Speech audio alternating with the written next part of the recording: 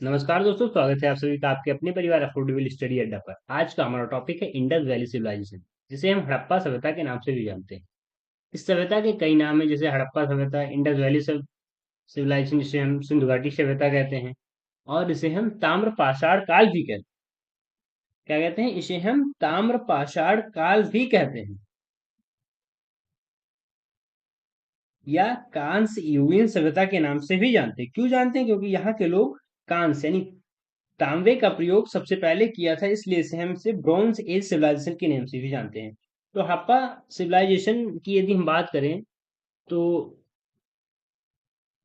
इसकी time period की पहले हम बात कर लें, तो हड़प्पा सिविलाइजेशन का जो टाइम पीरियड रहा है वो 2600 ईसा पूर्व से 1900 ईसा पूर्व के मध्य रहा है।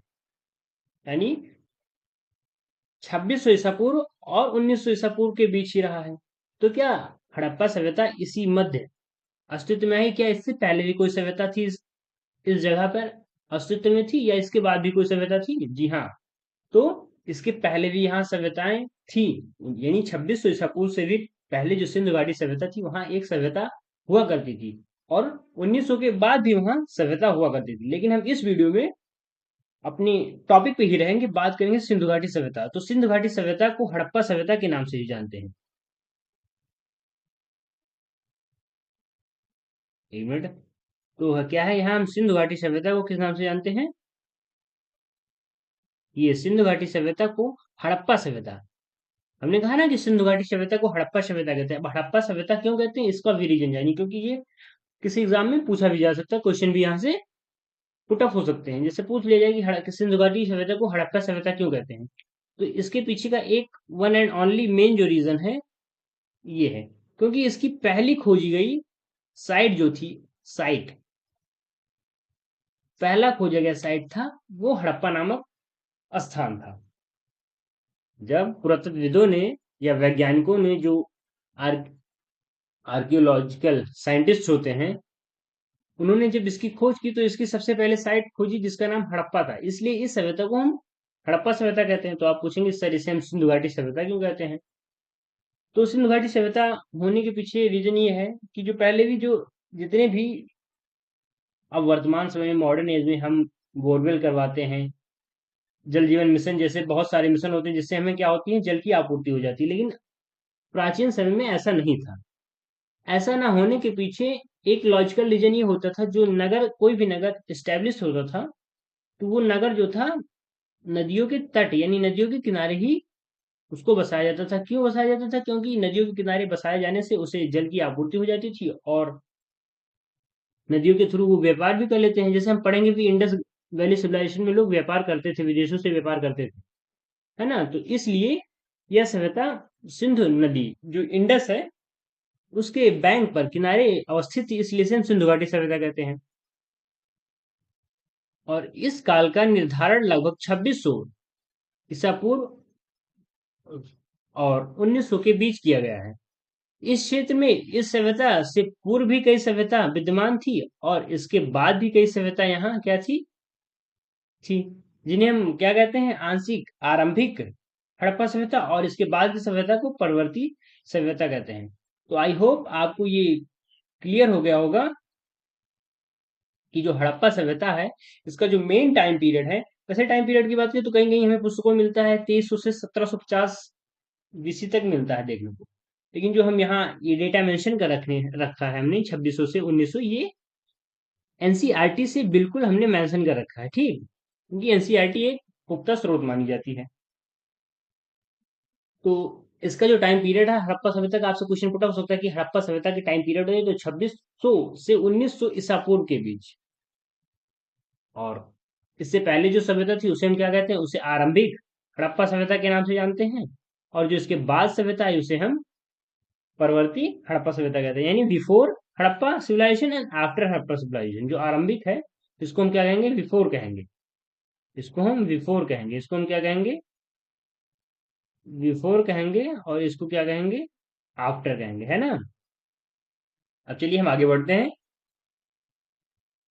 और बात करें, हड़प्पा सभ्यता एक नगरीय सभ्यता थी। यदि पूछे आपसे कोई हड़प्पा सभ्यता, या कहीं पुटअप हो जाए एग्जाम में क्वेश्चन यहाँ से पुटअप भी होते हैं कि हड़प्पा सभ्यता एक नगरीय थी या ग्रामीण सभ्यता थी, तो हड़प्पा एक नगरीय सभ्यता थी, अर्बन सिविलाइजेशन थी, और एक व्यापक स्तर पर एक विकसित हड़प्पा सभ्यता के नाम से भी जाना जाता है। हड़प्पा सभ्यता जो है एक नगरीय सभ्यता थी और ये अच्छी खासी विकसित थी, इसलिए हम इसे विकसित हड़प्पा सभ्यता भी कहते हैं, के नाम से भी जानते हैं। अब आप ऐसा कहेंगे कि सर आप क्यों कह रहे हैं हड़प्पा सभ्यता एक नगरीय सभ्यता थी और हड़प्पा सभ्यता एक विकसित सभ्यता थी?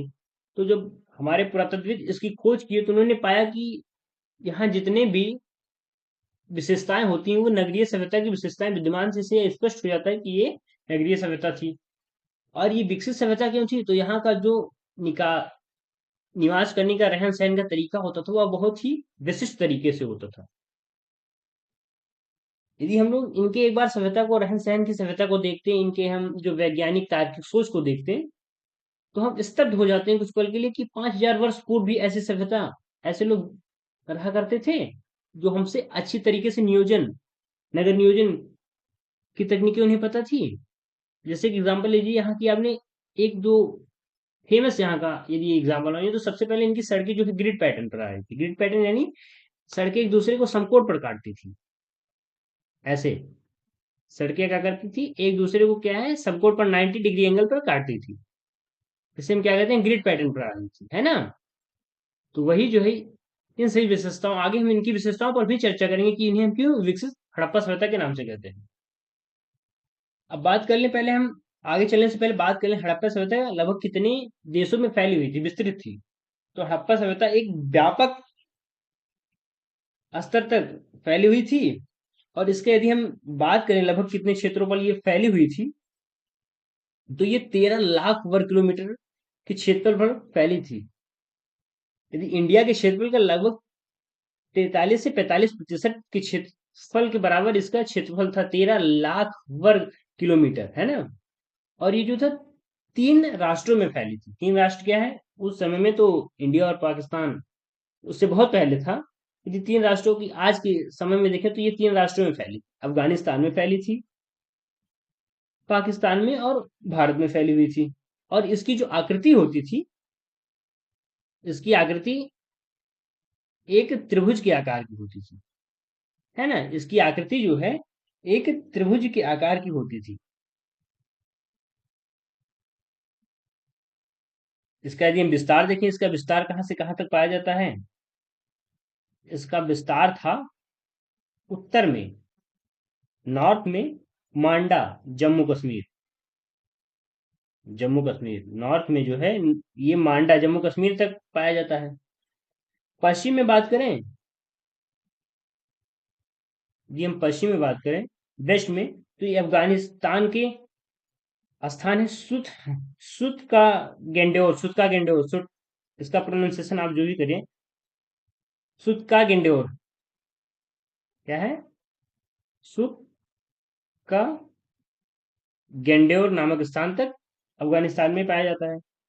और यदि हम पूर्वी इसका विस्तार पूछें, तो पूर्वी विस्तार जो है आलमगीरपुर, आलमगीरपुर, ये हमारा वेस्टर्न यूपी यानी मेरठ जो है, ये मेरठ का क्षेत्र है। और यदि इसका हम दक्षिणी विस्तार की बात करें, तो क्या है इसका दक्षिणी विस्तार? दहमाबाद, महाराष्ट्र, है ना। तो यदि आपसे पूछ ले या कहीं क्वेश्चन पुट हो जाए कि जो उस समय की हड़प्पा सभ्यता या इंडस वैली सिविलाइजेशन थी, जिसे हम ताम्र पाषाण युगीन सभ्यता भी कहते हैं, ब्रोंज एज सिविलाइजेशन कहते हैं, इसका विस्तार उत्तर में कहाँ कहाँ तक था? तो उत्तर में जो है मांडा जम्मू कश्मीर तक था, दक्षिण में दैमाबाद महाराष्ट्र तक था, और पूरब की बात करें तो आलमगीरपुर मेरठ तक था, यूपी का स्थान है। और पश्चिम की बात करें तो सुतके गेंडोर अफगानिस्तान तक था। यदि इसकी उत्तर से दक्षिण की लंबाई देखें तो लगभग ये 1600 किलोमीटर थी, और इसकी पश्चिम से पूर्व की लंबाई देखें तो 1400 किलोमीटर की थी। और ये जो हड़प्पा सिविलाइजेशन का यदि हम बात करें इसके क्षेत्रफल का, तो लगभग 13 लाख, क्या था, 13 लाख वर्ग किलोमीटर इसका क्षेत्रफल था, जो वर्तमान इंडिया का लगभग 44 से 45% है। क्या है? 44 से 45% के आसपास है उस समय का। और इसकी जो आकृति थी, इसकी आकृति एक त्रिभुजाकार है। कहीं कि आपसे ये पुटअप क्वेश्चन पुटअप हो सकता है कि जो हड़प्पा सिविलाइजेशन थी ये किस आकृति थी, इसकी जो क्षेत्रीय भूभाग था ये किस आकृति का था। तो इसकी आकृति की यदि बात करेंगे आप, तो ऐसे इसकी आकृति थी। एक मिनट इसको इरेज कर लें। इसकी जो आकृति थी, ये मांडा है। मांडा कहाँ है? जम्मू कश्मीर जी। और ये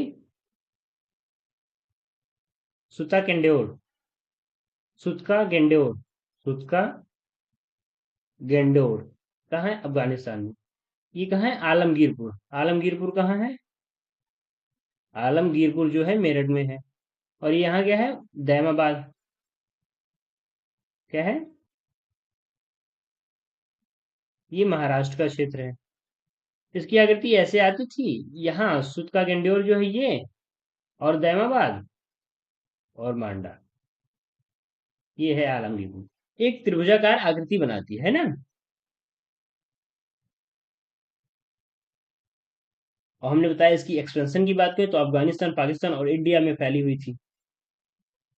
तो ये था हमारा इंडस वैली सिविलाइजेशन का जो एक इंट्रोडक्शन होना चाहिए, वो हमने यहाँ एक इंट्रोडक्शन दिया।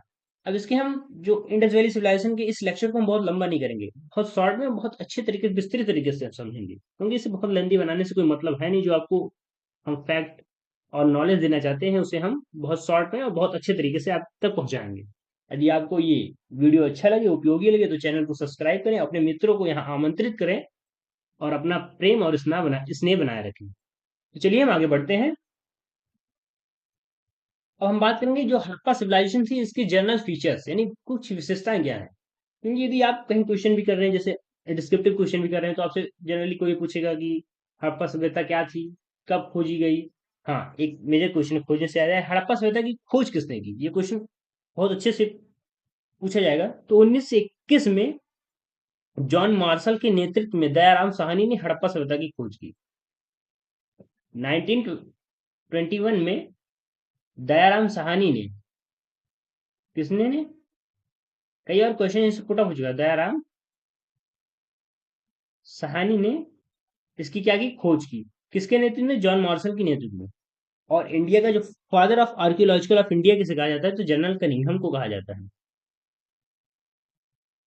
जनरल कनिंघम को जो है father of archaeological of India कहा जाता है। और इसकी जो है खोज किसने की? तो दयाराम साहनी ने की। कब की? 1921 में की, जॉन मार्शल के नेतृत्व में। तो चलिए हम इसके जनरल फीचर्स की बात कर लेते हैं। तो जनरल फीचर्स में सबसे पहले तो यही आप विशेषता लिखेंगे।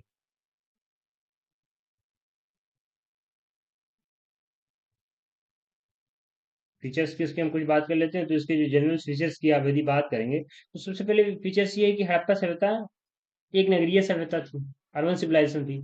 और इसे हम विकसित हड़प्पा सभ्यता के नाम से भी जानते हैं। ये सभ्यता, ये विशेषता तो यही हो गया।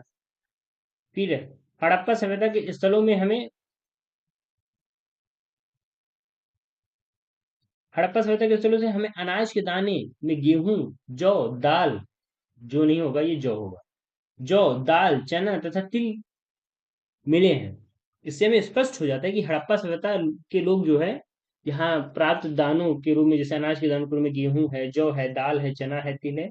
इससे स्पष्ट हो जाता है कि हड़प्पा सभ्यता के लोग कृषि से परिचित थे और कृषि कर रहे होंगे, तभी यहाँ इस प्रकार की जो है कई किस्म की अनाज मिली है, इसलिए ये एक विकसित सभ्यता था। यह अनाज के दाने संकेत करते हैं कि हड़प्पा सभ्यता के लोग कृषि से परिचित। हमने कहा ना कि जो हड़प्पा सभ्यता से प्राप्त विभिन्न प्रकार के दाने ये इंगित करते हैं कि हड़प्पा सभ्यता के लोग कृषि से भलीभांति तरीके से परिचित थे। एक मिनट, नेक्स्ट पेज में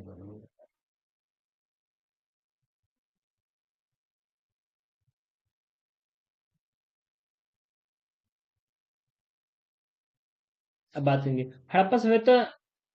हड़प्पा सभ्यता जैसे देख लीजिए, हमने फिगर भी मेंशन कर रखा है।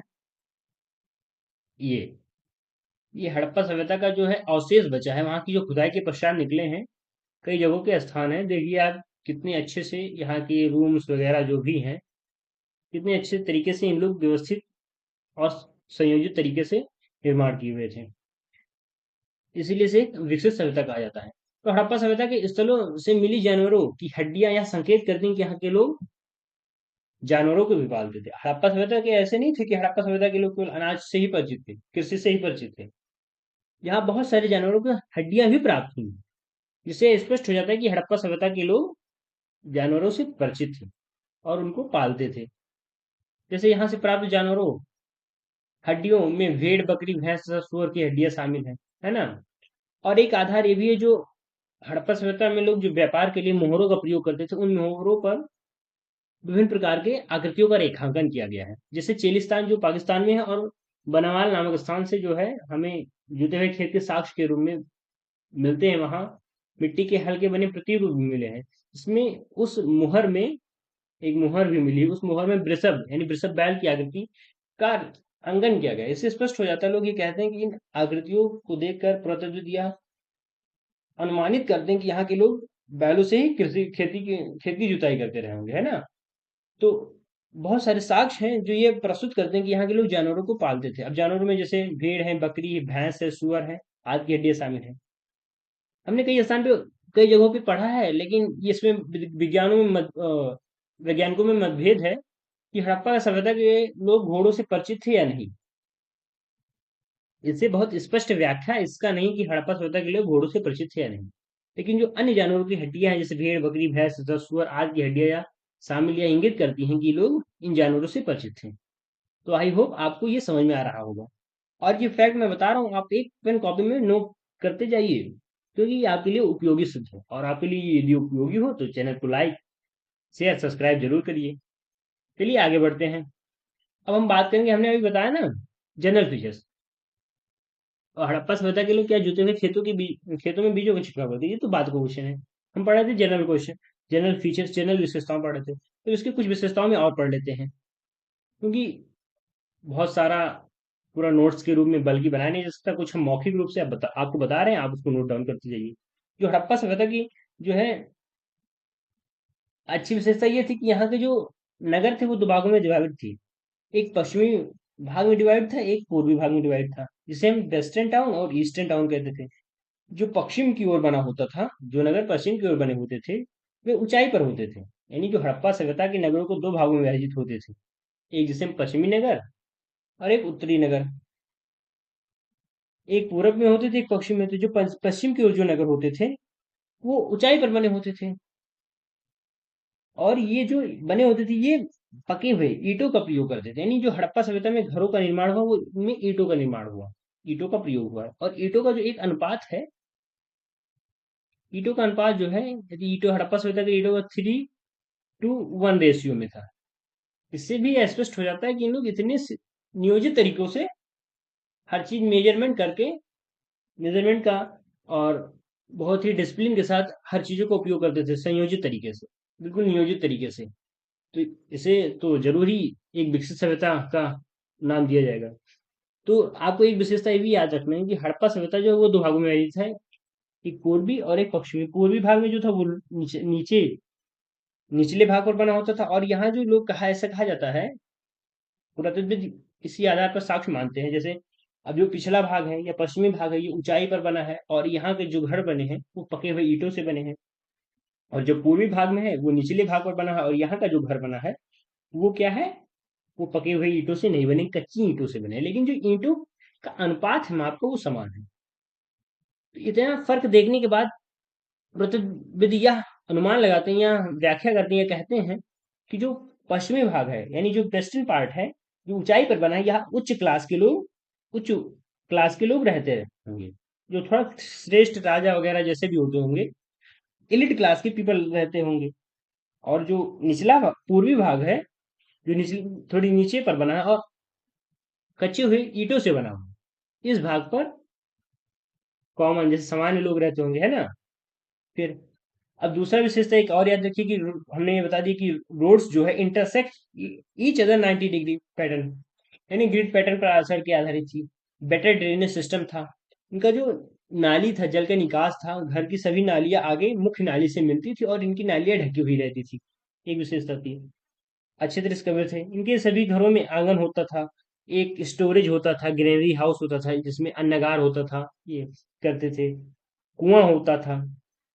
और ऐसा भी देखा गया कि हड़प्पा सभ्यता में जितने भी घर मिले हैं, इनके दरवाजे मुख्य द्वार की ओर ना खुलकर पीछे की ओर खुलते थे, है ना। और ये लोग क्या करते थे, फोर्टिफिकेशन यानी किलेबंदी भी करते थे।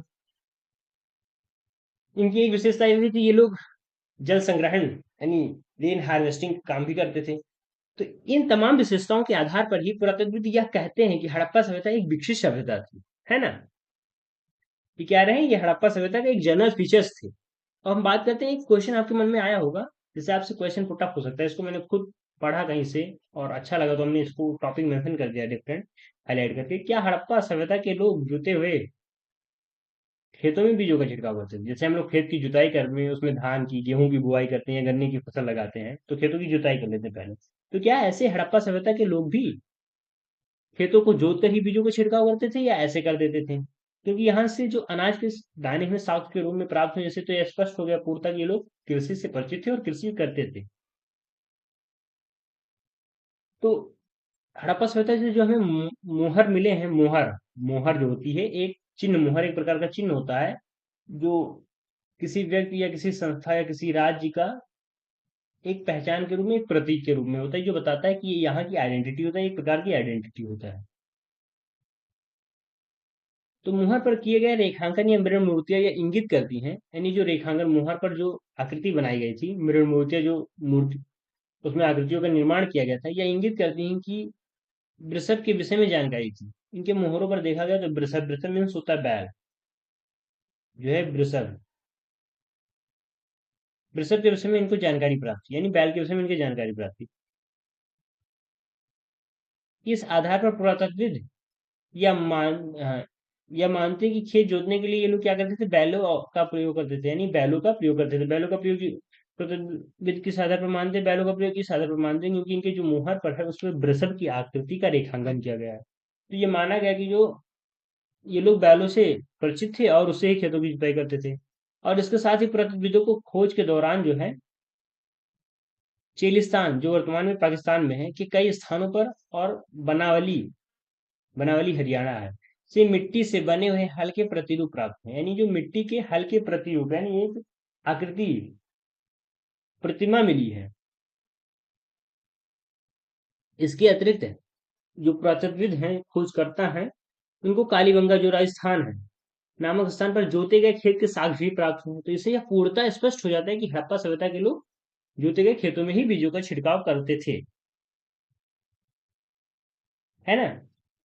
तो आशा करता हूँ कि आपको हमने जो ये टॉपिक बताया है बहुत अच्छे तरीके से स्पष्ट रूप से